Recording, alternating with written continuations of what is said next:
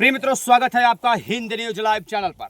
जनपद चित्रकूट में आए दिन आप देखते होंगे कि खेत खलिहानों में आग लगती रहती है और जो मौसम चल रहा है भीषण तपन के कारण, या यूं कहूं जानबूझकर भी लगाई जा सकती है, या यूं कहूं शॉर्ट सर्किट की वजह से या खंभे की लाइट की वजह से, खंभे के करंट की वजह से भी आग लग सकती है, या यूं कहूं कि किसी दूसरे के खेत में लगी आग की चिंगारी किसी दूसरे की खेत या घर में आकर के एक बड़ा हादसा या बड़ी घटना को अंजाम दे सकता है। आप देख सकते हैं जनपद चित्रकूट ब्लॉक मऊ के अहिरी के बगल से लगा हुआ ग्राम पंचायत छिवली में आप देख सकते हैं किस प्रकार से ये घर दोपहर करीब 12, साढ़े 12 या 1 बजे के बीच में ये जो घटना हुई, आप देख सकते हैं पीछे मशीन भी खड़ी है आग बुझाने वाली। बावजूद इसके आग तो बुझ गया लेकिन नुकसान को बचाया नहीं जा सका। आप देख सकते हैं यहाँ पर पूरी पब्लिक खड़ी है आग बुझाने को देखने के लिए या मदद करने के लिए। बावजूद इसके कोशिश पूरी की गई। देखना भी होगा कि किस प्रकार से सरकार इनको मुआवजा देती है या फिर लॉलीपॉप दे करके मामला खत्म कर देती है। दादाजी क्या नाम है? मुकलू नाम है। पिताजी का क्या नाम है? देवमन। अच्छा, ये आपका घर था? हाँ। तो आपके घर में आग क्या लगता है आपको कि किस कारण लगी होगी? बिजली के कारण नीचे मकान है। आप ये बताइए कि ये घर आपका है? मेरा घर है। मैं कैमरामैन से कहूँगा थोड़ा दिखा दीजिए घर। ये घर आपका है? तो आपको क्या लगता है किस कारण आपके घर में आग लग गई होगी?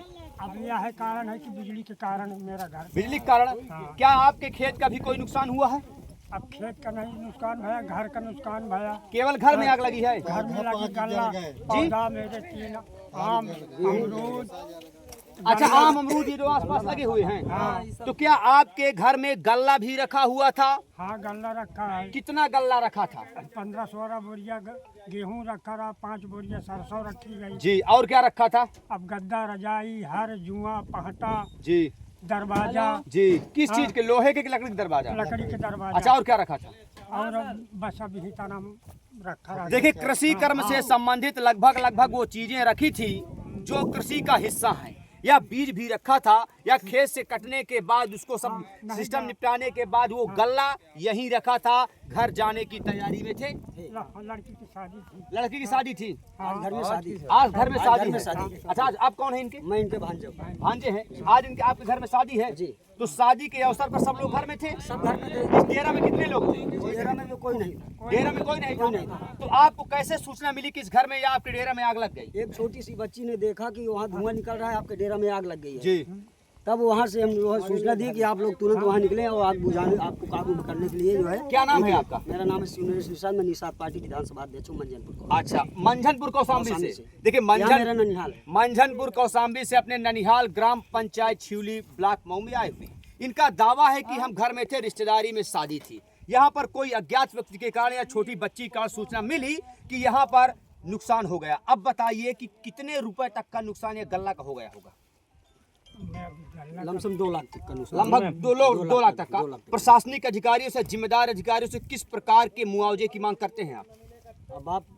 अब ये तो न्यूज के माध्यम से ही मिलेगा। न्यूज के माध्यम से नहीं मिलेगा। न्यूज के माध्यम से ये बताया जाएगा कि कितना नुकसान होगा। आप गुजारिश क्या कर रहे हैं? अब डीएम साहब के पास इन लोगों को भेजा जाएगा, जो भी होगा डीएम साहब जो है उनसे यही संज्ञान लेकर के कहेंगे कि साहब जो भी इनका नुकसान हुआ है इतने का, सर गरीब है, इनकी मदद किया जाए।